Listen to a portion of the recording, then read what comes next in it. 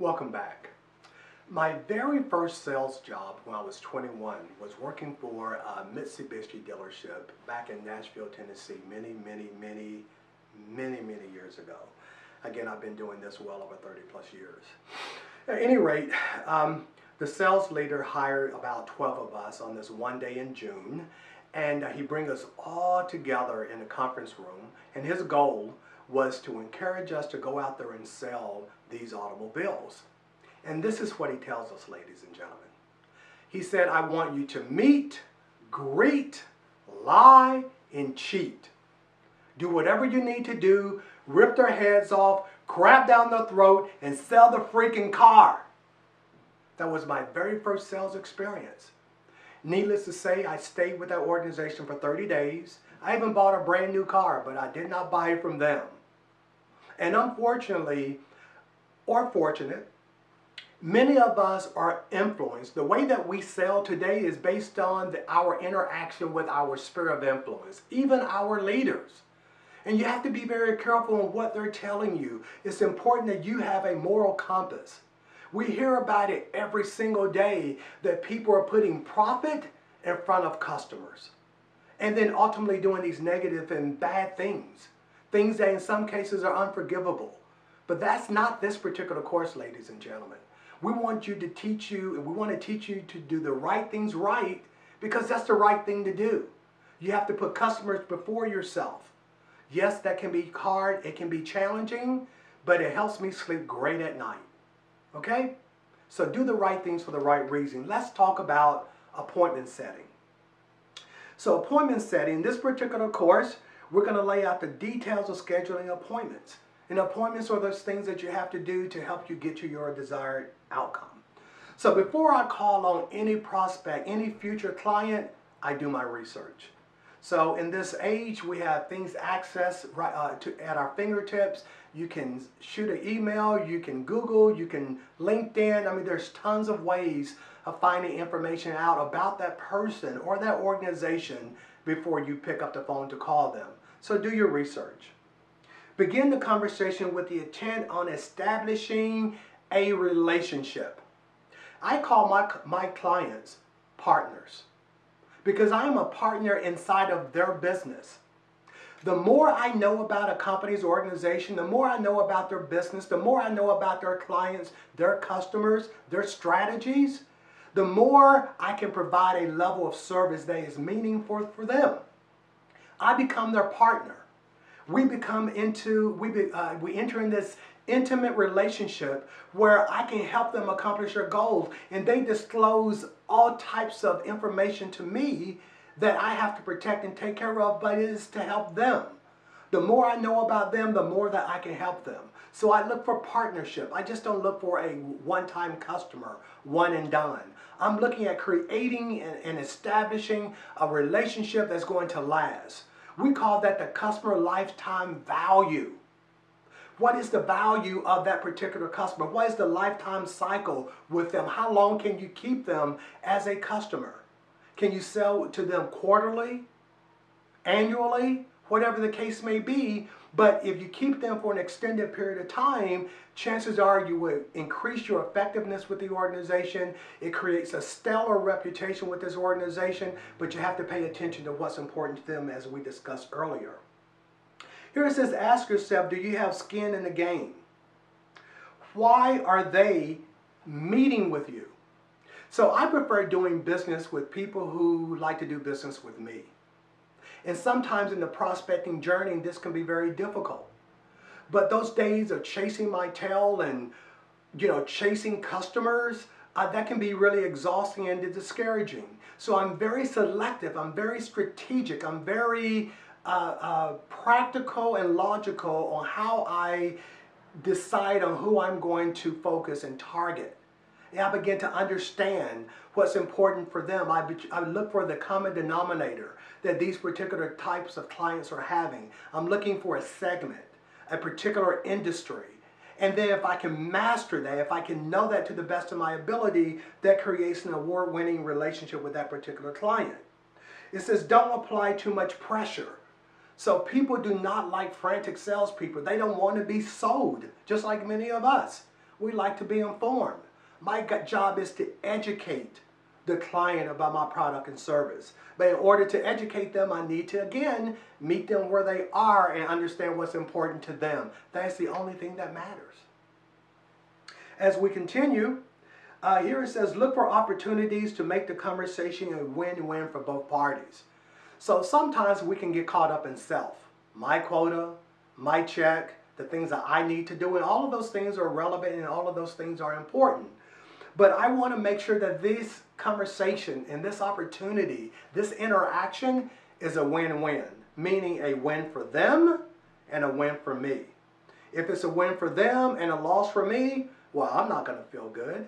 And if it's a win for me and a loss for them, they're not going to feel good. They will have buyer's remorse. But if it's a win-win for both parties, wow, what a fascinating story. The next page here is that we want to talk about schedule your calls, and don't wing it. Okay? Do not wing yourself to your success. As a matter of fact, if you're winging it, chances are you're not going to be successful. Remember, sales is a process.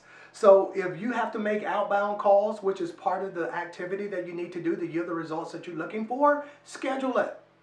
Schedule it. From this time to this time, I'm making outbound calls, and this is who I'm calling. And I've already done my research before I start calling them. We call it smiling and dialing. You have to make those phone calls, right? It's part of the success journey, but do not wing it.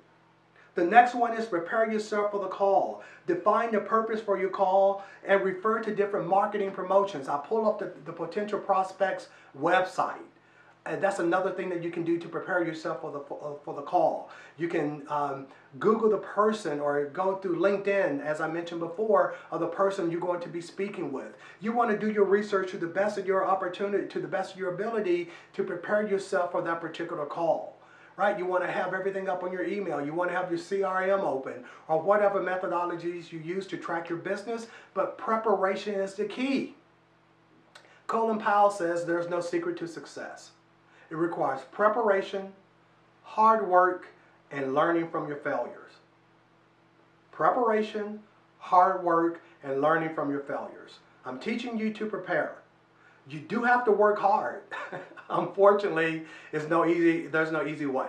If it's easy, you need to take a look at it and suspect it, right?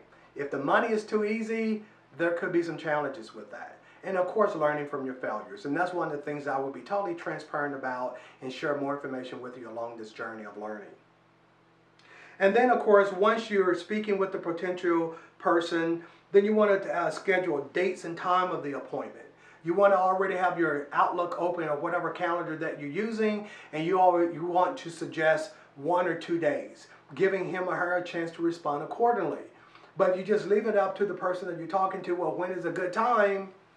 You're not going to accomplish your goal, or it could be inevitable. You have no idea. Come prepared with a very strategic plan and be laser focused about your goals and your outcome. And of course, confirm your appointments. So I used to confirm my appointments majority of the time. I will call them in advance after something has been scheduled to, hey, I don't want to drive all the way on the other side of town and you not be there. I don't do that anymore. Because now today I've evolved, I've grown, I've matured, I'm doing business with people who also want to do business with me. So once we lock that appointment in, I just drive to that appointment or call them on the phone or whatever methodology we decide to use, and vice versa. But again, depending on where you are with your journey, some of you still may want to confirm your appointments. You may want to confirm them depending on how you got them. So if you, and what I mean by that, if you obtain the appointment in a very reckless way or a very pushy way, and you didn't get really a verbal or really good commitment or a solid commitment, and there's some uneasiness going on with you internally, you may want to confirm that appointment. But this is why I encourage you to think through this stuff very carefully and very strategically. That way you don't have those moments of challenges in yourself, that internal conflict, wondering if they're going to be there when you get there. Do the right things right for the right reason. You don't have to worry about that. So the next one that we're going to talk about are presentation skills. So you won the appointment, and now you're at their location, and now you're getting ready to give a presentation. So as I go through this very quickly here, one of the things I am going to ask you to do in your response is to share with me via video of what one of your presentations are like. I just want to hear you do maybe a 3 to 5 minute video sharing with me how you would do a presentation, or have you done a presentation with your clients. I just want to see you in action. And of course, I'm going to grade you on it. So please make sure that you give me your best work possible. But don't spend too much time on it. I want the real you. So as we continue this journey here, we have the initial contact. So people often claim that, you know, closings, you go through the closing, or the closing is at the end of the transaction, right before you ask for the business. I differ that opinion. Closing starts the first interaction with that particular person. Whether it's a phone call, whether it's meeting them face to face, that's when the closing begins. Meaning you're building that rapport, you're building that relationship, you're establishing something solid, right? Again, remember, people buy from whom they like. So you have the initial conversation, make it personable. Again, if you've done your research, that would not be very difficult to do.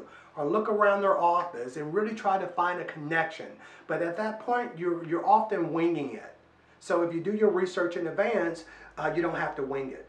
It says share a story. Share a story about a journey, something that's relative to your appointment. And these stories, just by the way, should not always be scare tactics. Meaning, if you don't buy this, your business is going to go to hell in a handbasket.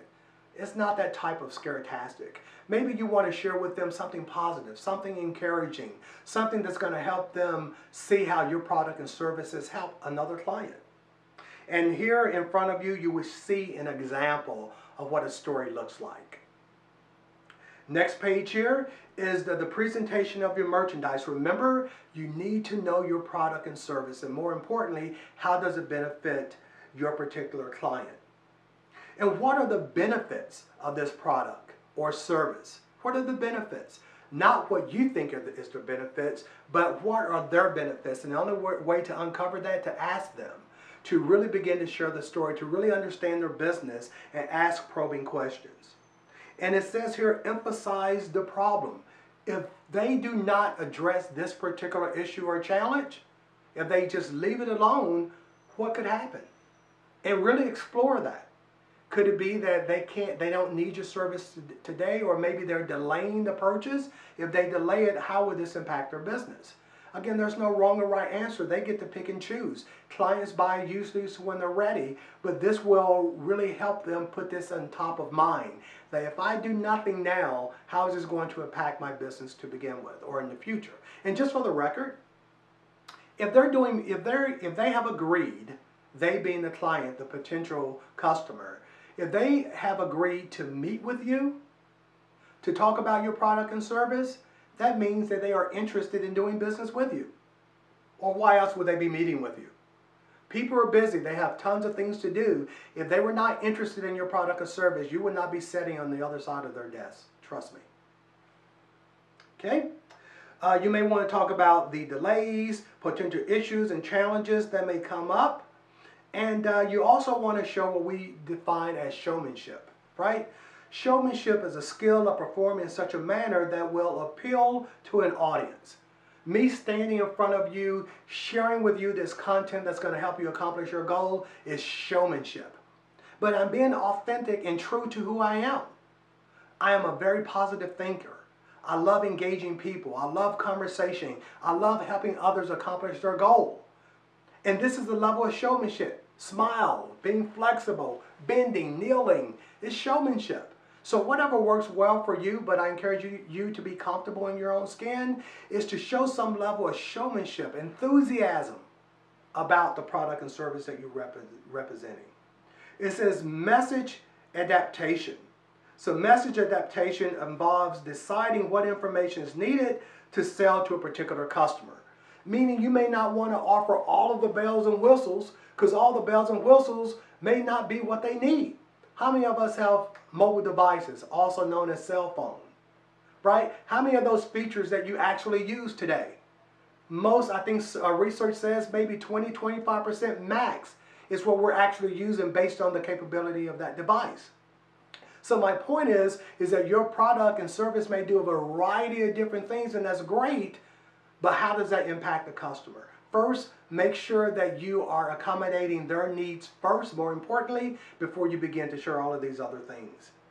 And as we continue, finally, believe in your product and service. If you don't believe, it's not going to achieve any goals, or it's not going to solve any problems if you don't believe it. So if there's issues or challenges going on with your product or service, make sure that you address them, get them resolved, etc. But you got to believe in the product and service. And finally, believe in you. Let's pause now. Thank you.